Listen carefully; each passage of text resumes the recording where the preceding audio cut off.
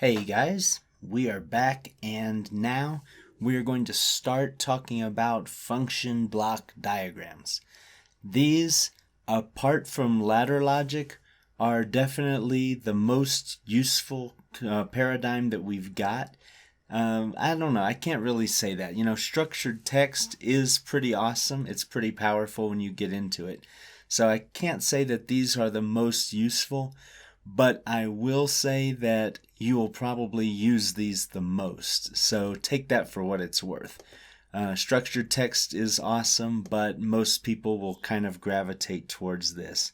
I'm going to set up this new program here. I'm just going to call it FBD and go ahead and put that on my desktop. And once I get inside, I'm going to go ahead and create a function block diagram program so that we can actually work inside of there. So let's create a new routine. We'll just call it FBD.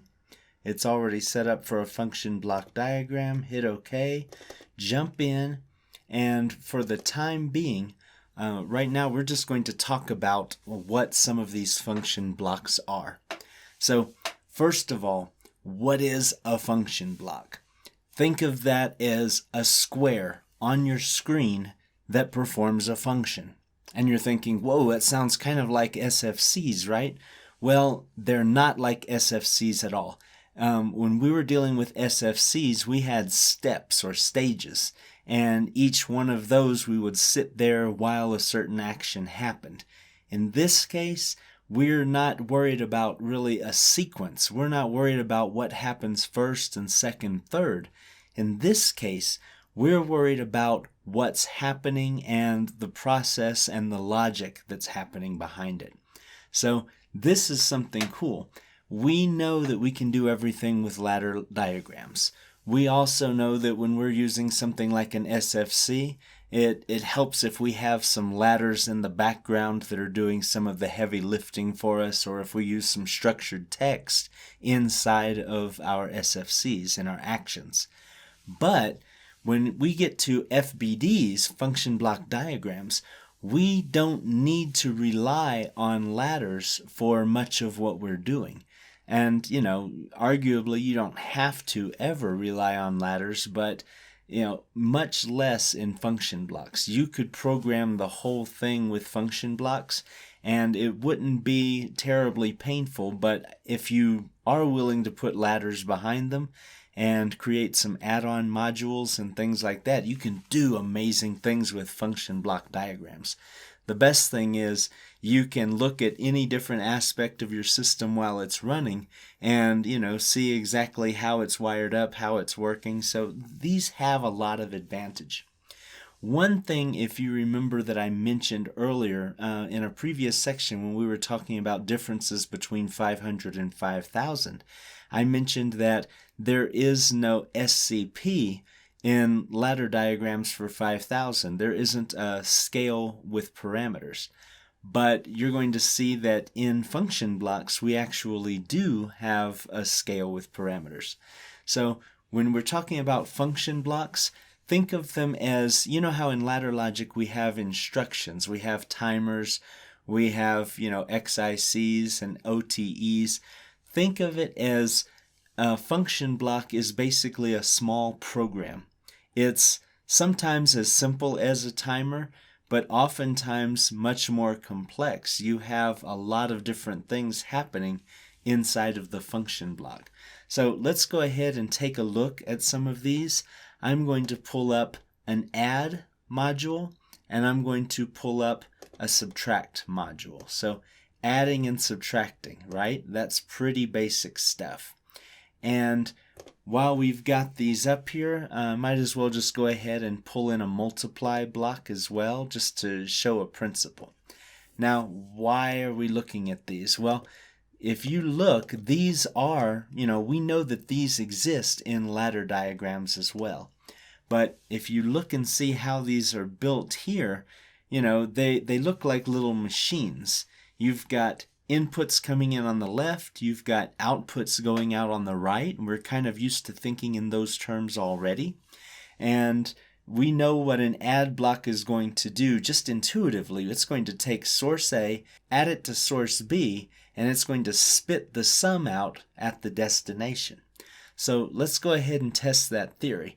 I'm going to come up here, and you see we've got input references, we've got output references, we've got input wire connectors and output wire connectors.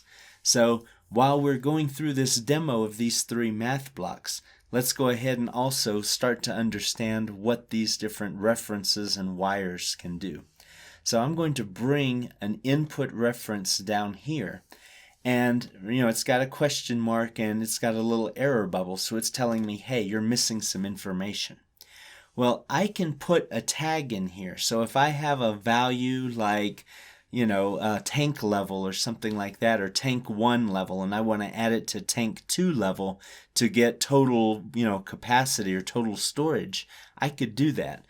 Or I can also just put a static value in here. So rather than putting a tank level tag and then having to, drop a value into that, I can just put 5.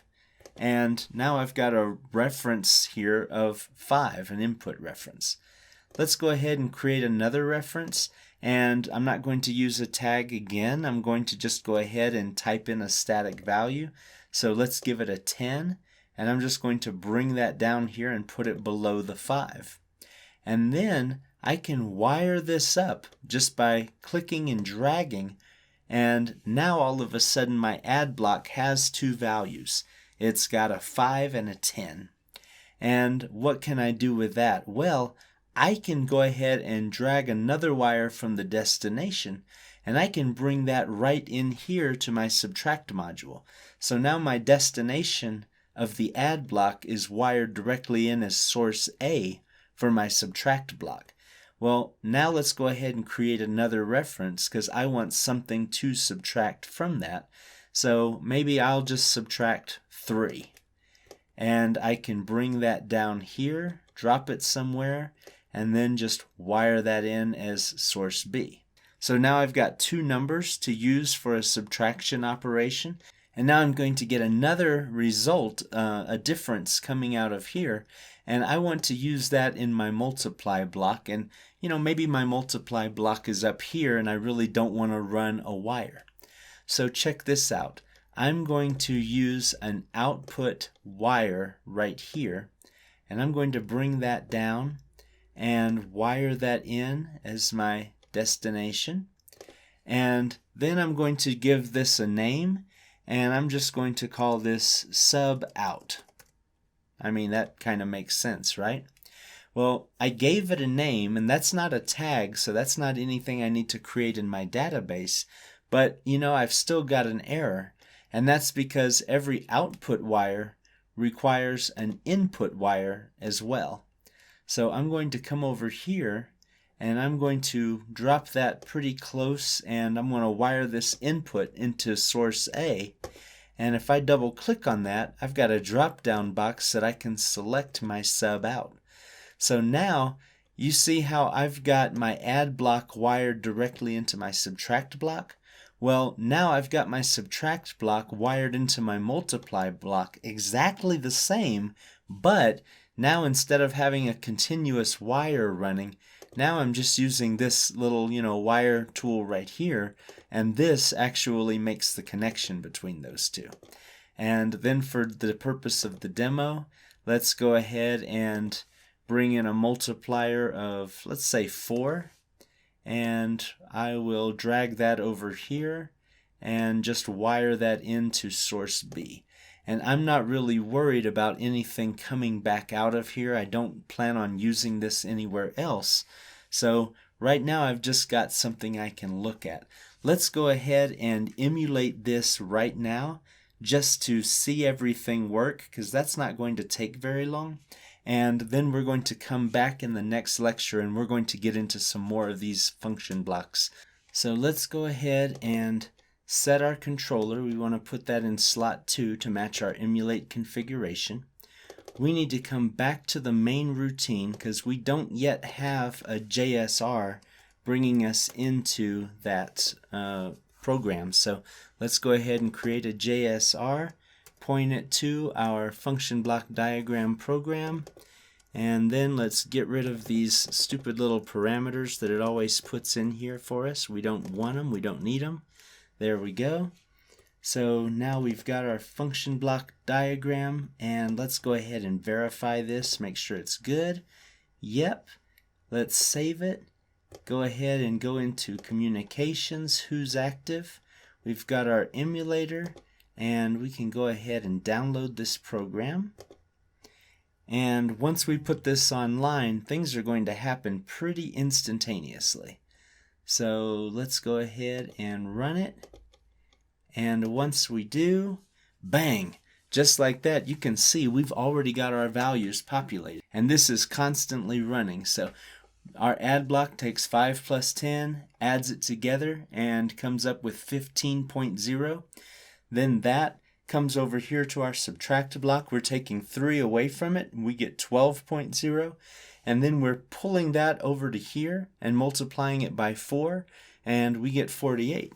So just like that, you can kind of start to see how function blocks work. So let's go ahead and stop here, and when we come back, we're going to start looking at certainly not all of the function blocks in 5000, because there are a lot of function blocks, and it would take me entire lectures just to explain, some of these because they're so complex.